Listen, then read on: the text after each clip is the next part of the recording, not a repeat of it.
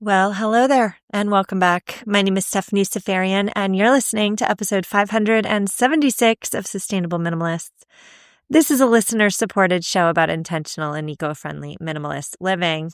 And on today's show, we're shutting out the external noise and the outside, and we're retreating to our havens, aka our homes. Now, let's back up and let's talk about the first week of January here in the United States. Let's just do it. I had a rough week. Maybe you did too. It started with my country, the United States, capturing a president of another nation and inserting itself in this sovereign nation, all in the pursuit of more oil. And then later in the week, I was absolutely stunned, shocked, horrified to watch a video of the homicide of Renee Nicole Good at the hands of ICE agent Jonathan Ross. I personally am living in this perpetual state of dissonance in which, on the one hand, I need to get my daughter to ski club, but on the other, a woman is murdered in cold blood while backing up her car. Or I'm thinking about how I haven't vacuumed the basement in 3 months and it's pretty gross, but oh, by the way, our planet is burning and everyone in power is actively seeking out more oil, more of what's heating our planet to irreversible levels, all because we have friends in the fossil fuels industry. Like, what the heck? I'm increasingly finding it difficult to manage the day-to-day minutia with the big existential concerns that are knocking on my door daily. And what makes it worse, in my opinion, is not enough people are angry and scared. We're numb. We're automatons. We've lost our ability to have strong opinions. We've lost our ability to stand up for what we believe is right. We're too comfy in our lazy boys. And look where our comfort and convenience culture has gotten us. Look where we are. And so that's where today's conversation comes in. We've got to know ourselves. We've got to know our values.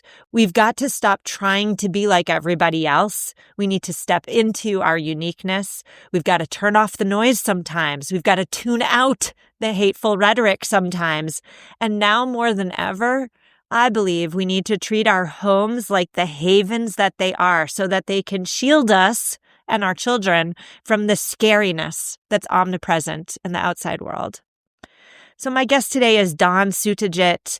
He is the author of a new book coming out next week. It's titled Tidy Less, Live More, an identity-based approach to organizing your home and life.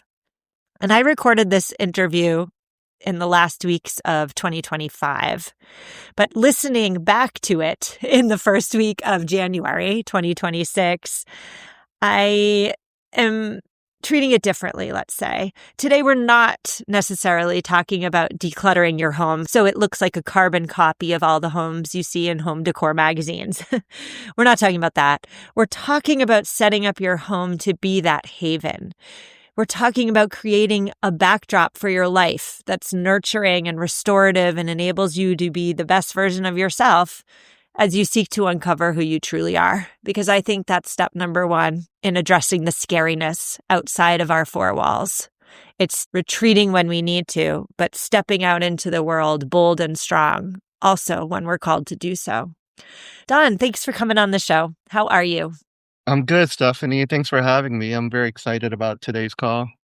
Me as well. And I'm more excited about your new book. It's coming out soon. It's called Tidy Less, Live More, an identity-based approach to organizing your home and life. Oh my goodness, we're going to talk about all of it. But before we do that, I want to know about you. I want to know who you are. I want to know what you do. And I want to know most specifically why you wrote this book. Yeah, what I do, I'm based in Houston, Texas. I work as a brand strategist, been in this marketing and branding field for a little over 15 years now. I started off as a graphic designer. I love what I do. However, I've always had this passion to help people find themselves and their purpose. Like, it's always been in me, is because in my 20s, I didn't have that. And so I just felt like the time is right to circle back into that. So I started an initiative called the Live Freely Project, and it will serve as a hub for conversations around topics like this, finding yourself and your purpose. So I used to be a really messy guy. Like, I'm talking about, I used to step on stuff, sleep next to clothes, right? It's gross, and I hate to admit that, but it is what it is. And so I've always looked for solutions to get myself out of that. And so I would look for books and magazines and go on YouTube and stuff like that. But what I notice is that a lot of these solutions, they are very kind of superficial. And that's not a bad thing. And what I mean by that, it's a lot of these guides on how to fold your socks, how to arrange your books on the bookcase, right? Which basket is great for this and that. Again, not a bad thing, but when you don't have motivation or you don't understand the purpose behind tidying and cleaning, knowing how to fold a sock won't really do anything for you. And so that was me. I struggled with that part. I felt like there's always this missing piece, this deeper piece missing in the organization kind of world. And yeah, that's why I wrote this book to fulfill that need. So are you still a guy who sleeps with clothes on the floor and steps on stuff as he's walking around the No. house now? Back in my college days, I would literally work on my projects, research, and I would just lay my books there on the bed and sleep next to it. But none of that is happening anymore. Nice. So what changed for you then? I think it's just learning that there's a correlation between who you are and how your place is arranged and the things you own as well. And I think once I discovered that and really worked on myself, everything else followed. The more I uncluttered who I am, the more my place began to be uncluttered, right? So I want to hone in on the identity piece, like knowing who you are, figuring out your purpose, because on the one hand, it seems like a missing piece for many of us. Yet on the other hand, I'm sure people are listening and thinking, what the heck does that have to do with decluttering? So why is it, in your opinion, that so many of us in 2026 now perhaps struggle with knowing ourselves, right? Know thyself. Why do so many of us struggle with that? That's a great question. We struggle with this because in today's world, there's so much distractions and entertainment and stuff like that, right? Like it's everywhere. Like I call them noises. There's ads asking you to buy this. There's people, there's notifications asking you to do something. And so you're always distracted by all of this. When you live your whole life, and this happens the minute we're born in today's world, right? Today's generation, there's phones and computer everywhere, and so we're born into this nowadays, and there's just distractions everywhere, and so you never get a chance to really sit still and contemplate, figure out who you are. You never even have a chance to ask that question because you're always looking outward into, man, I got to do this, I got to do that, I got to do better at work, right? That's an identity. I have to help my parents. That's an identity and things like that. So really, you never get to work on yourself in today's generation. Yes. Okay. I have so much to say there, Don. Go for I it. have so much to say. Yes, on the one hand, there's the constant distractions. There's just life being busy, but then we all have these little computers in our pockets, which are dinging, binging, grabbing our attention. Every second we have a moment of downtime. And perhaps it's in those moments of downtime that traditionally human beings have done that introspection, sitting with themselves, getting to know themselves. These days, these phones are really just destroying those moments of quiet and solitude. Absolutely. I also want to go back though to your point about marketing and things being sold to you, which in turn are identities being sold to you, right? Like, oh, just buy these new boots and you'll be that hip, stylish, whatever, professional woman or whatever it is, right? These ads are not selling a thing, they're selling a feeling. And in that feeling is an identity. So just bringing this back to the clutter part, I have spoken a lot on this show about how prior to becoming a minimalist, I would go to the mall and just buy all these items for my aspirational self, not my real self, not the person who I truly am inside. I didn't even know who that woman was yet. But I was buying all these things to bolster up the idea of this caricature, essentially, of who I thought I wanted to be. Yeah, no, you're definitely right. As a guy who works on branding, admittedly, we do look into the emotional needs, right? Especially here in America, because of our busyness and the distractions, we're deficient in a lot of emotional needs, right? Like self-love, things like that.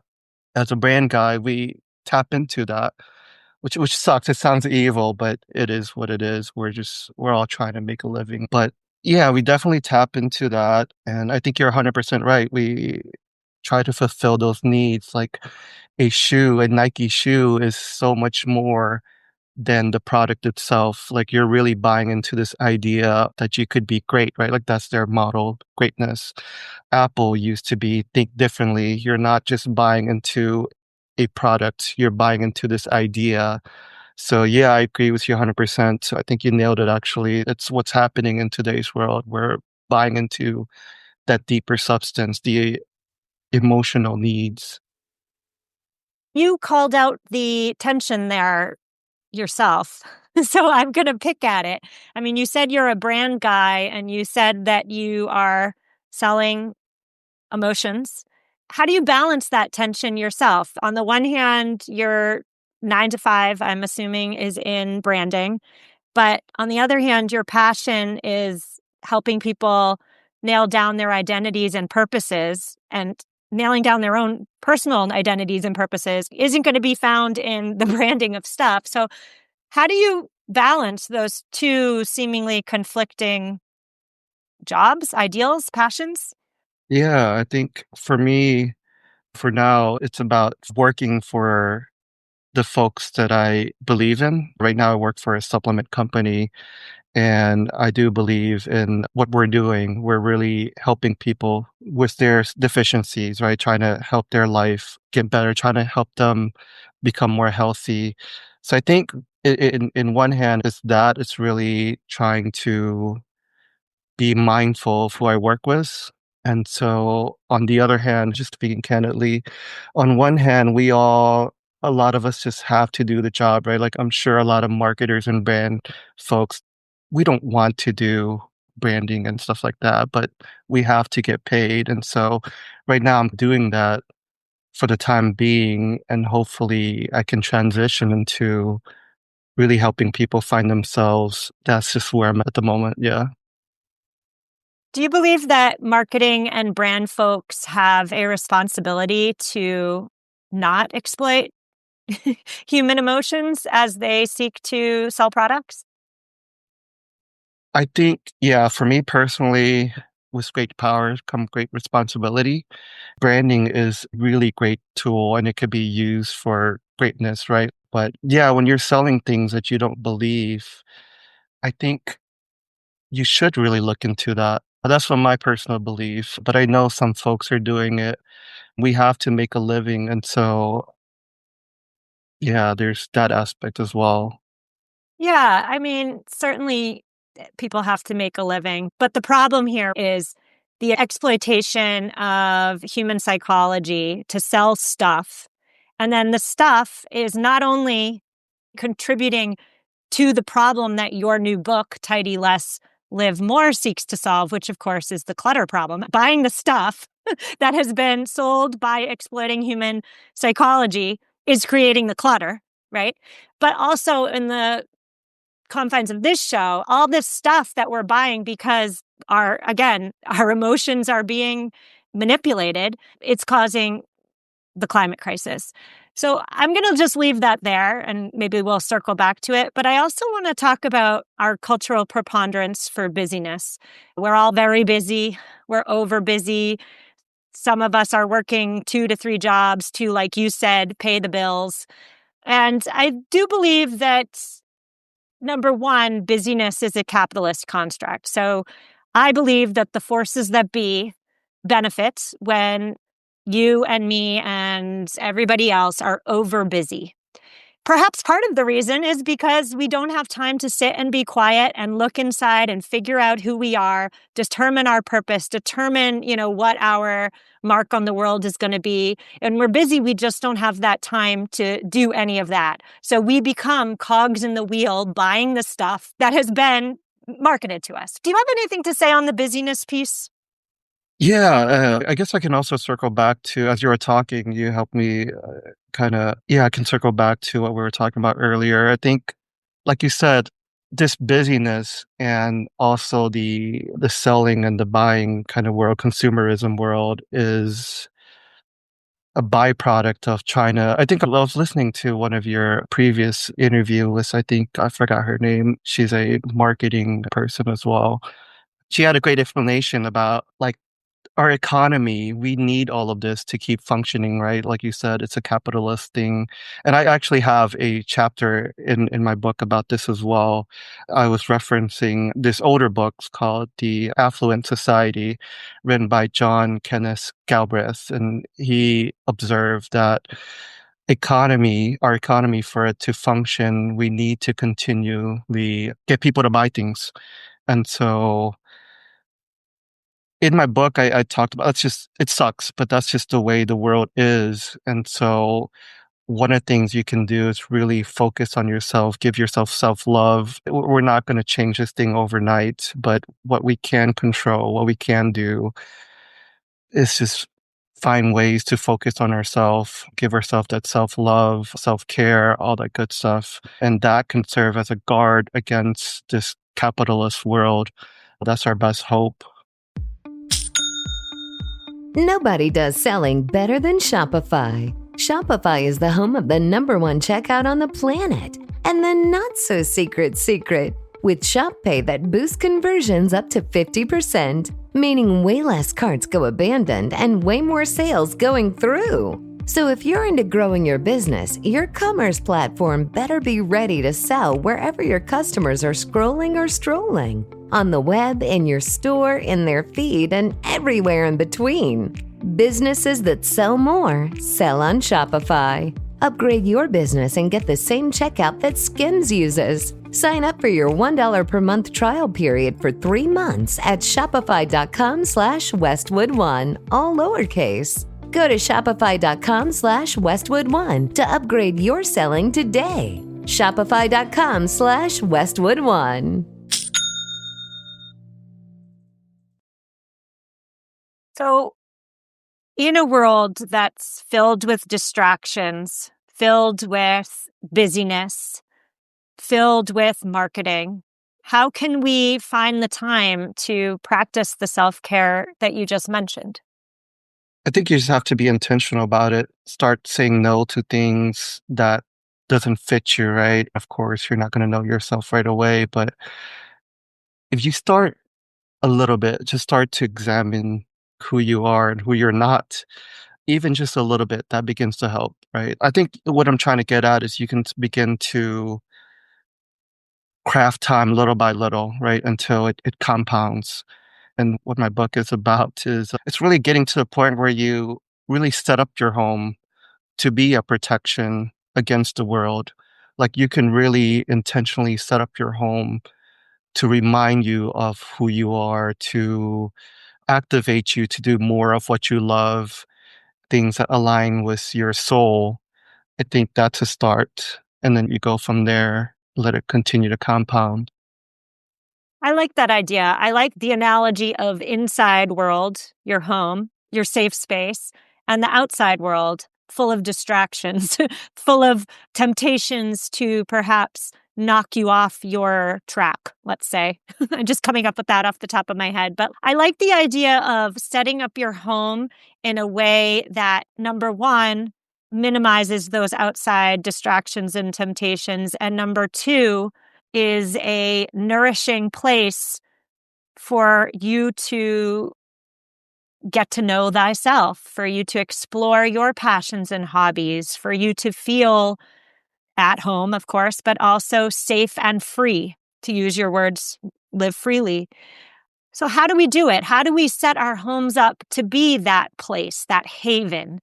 Because I think for a lot of people, the home is a source of stress. The home is filled with junk. The home is filled with noise, perhaps. If you have children, the house is filled with chores and to-do list items. So how do we set our homes up to be that haven? Yeah, so my book, actually 66% of the book, there's three parts. 66% of the book is actually on working on yourself. And then finally, the last 33% is setting up your home. So I think you ask, how do you set up your home for all of that? One is you gotta know yourself, change your beliefs, really change your mindset on all of this, seeing that your home can be that tool that helps you, right? By just switching your mindset, seeing chores as not as things to do or a source of stress, but actually a way to protect you, a duty to like a self love thing rather than a stressful thing is the first step. If you can change your mindset, then you can set up your place accordingly. So once you understand who you are and all of that, again, it goes back to that whole chipping at saying no to things that aren't you, right? And letting that continue to compound. And once you have that piece, you can set up your home accordingly. So in the book, I have what I call the I am system. So you have your declutter what isn't you and what doesn't serve you, right? That's a phase that can really help begin to shape your home. Then it's about designing your home in accordance to who you are, looking at what piece really activates you and doesn't. Actually, I refer to this book, The E-Myth. They really talk about, it's a business book that talks about how to set up your business like an assembly line. They refer to Ford company a lot and also McDonald's, how, that's an assembly line that sets you up for success. And in my book, I use that concept, and you can design your place to be like an assembly line. The minute you walk to your bedroom, like all these things can serve you, how you flow into each room. For example, if you walk in and you want to work out more, have a mat like right there ready to go where it's easy. You can grab it and go. And so there's that design aspect. There's maintenance aspect as well, setting up house rules, right? If you, for example, for me, every night I wash the dishes, things like that to help maintain a tidy home. And then finally, the fourth step is live. The more you live a good life, the more you do what you love, the more it reinforces that mindset. We talked about that first step, and you're going to want to go back into the cycle, right? Then you're going to want to declutter some more and design and maintain and live some more. And then you just go back into that cycle. It's just about chipping at this, being intentional and letting it compound until you achieve the system that really maintains you. Yeah. As you're talking there, Don, I'm thinking about how it wasn't always this way for me, but I love my home. No, I love being home. I love it when it's me. I call us the core four. The core four is me, my husband, and our two daughters. Over Christmas vacation, for the vast majority of the vacation, we stayed home. We stayed in our pajamas. We played games. We did all the craft activities that my children received for Christmas. We did puzzles. We watched movies. We just hung out together and really did leave behind the external noises, distractions, busyness. We just left that all on the doorstep and enjoyed our home.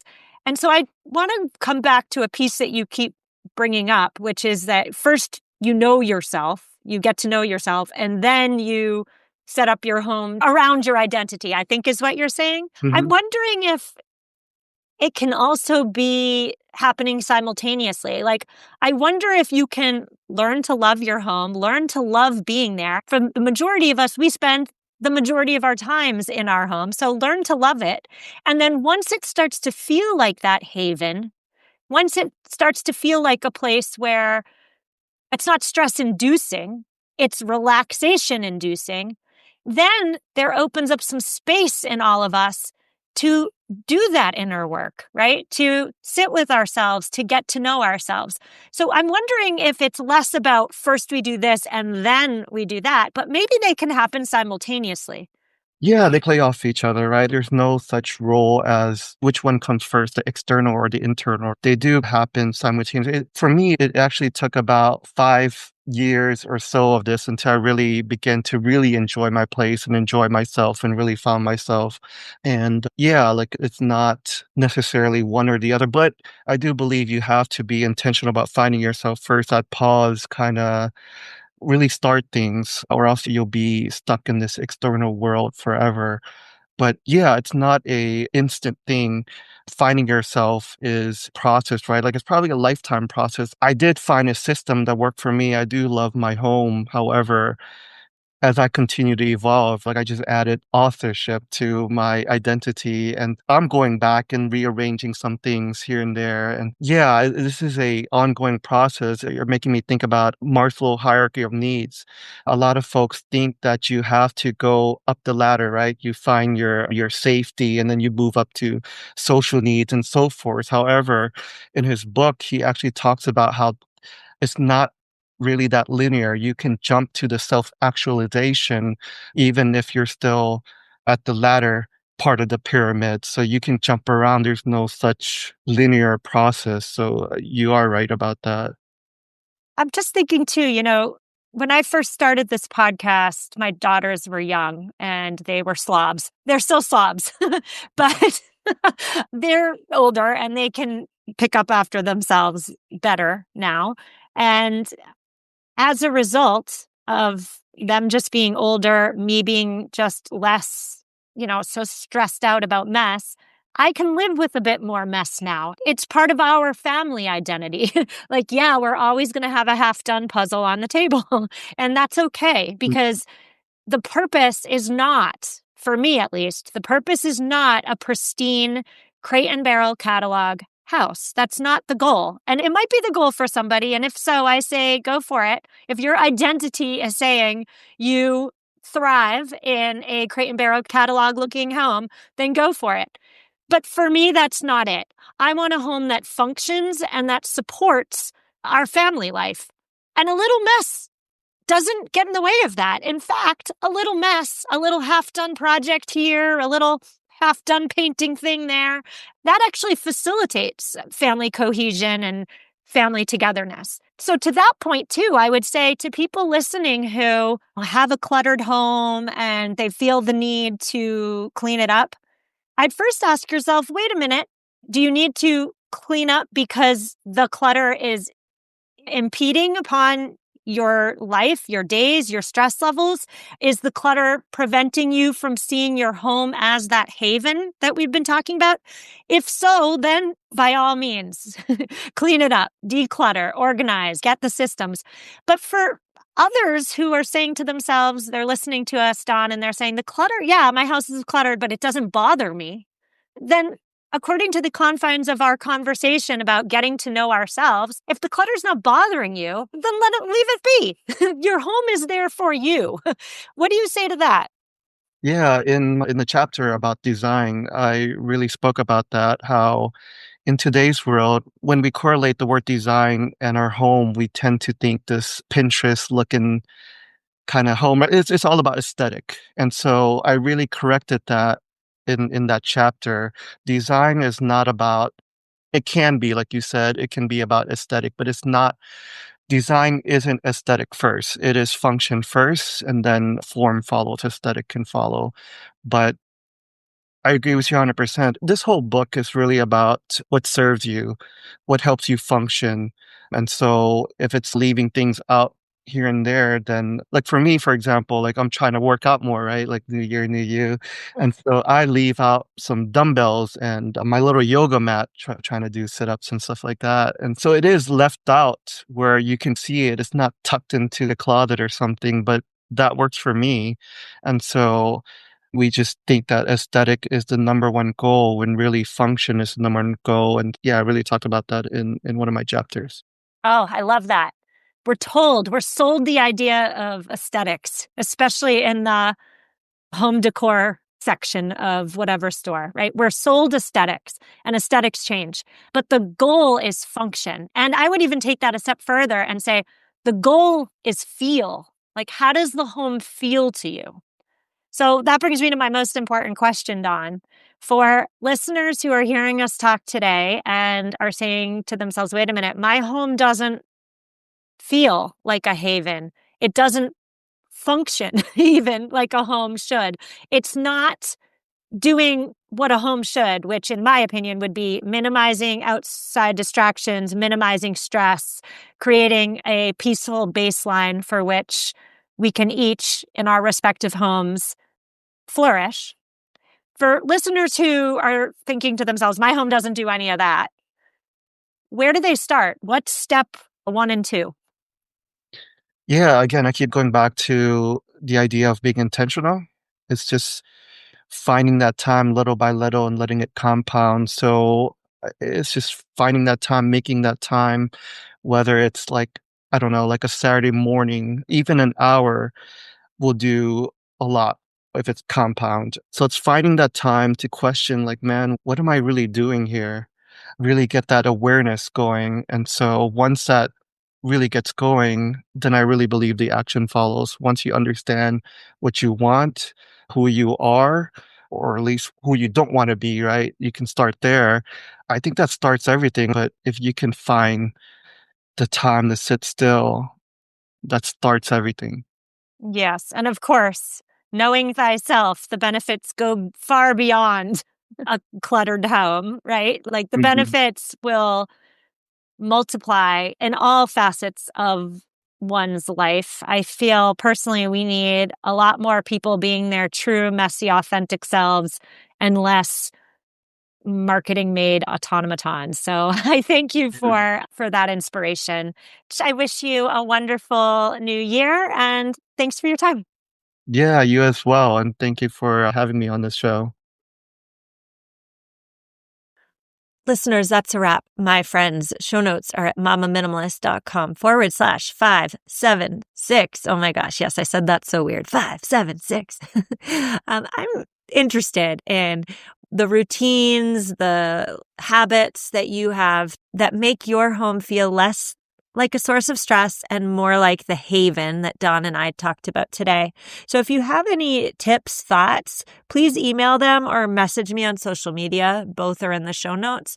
I'm going to keep a running list, and on a future episode, I will mention to all of you all the great crowdsourced tips. So one more time, if you have some routines or habits that you lean on to make your home feel like a haven, instead of making your home feel like a source of stress, I want to hear about them. Please email me or DM me on Insta, and I will share them with everybody at a later date. So thank you so much. We will be back next Tuesday where we are doing that solo episode. So just me and you. We're talking about data centers. If you've been paying attention, you've heard something about data centers going to vulnerable communities, taking up all their water, polluting their land.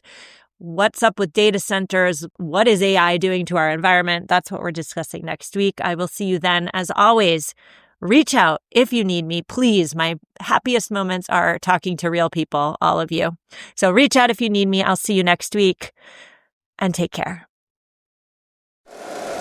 If you like the show, please take a moment to rate, review, and subscribe. It really does help the show to grow. Thank you for listening.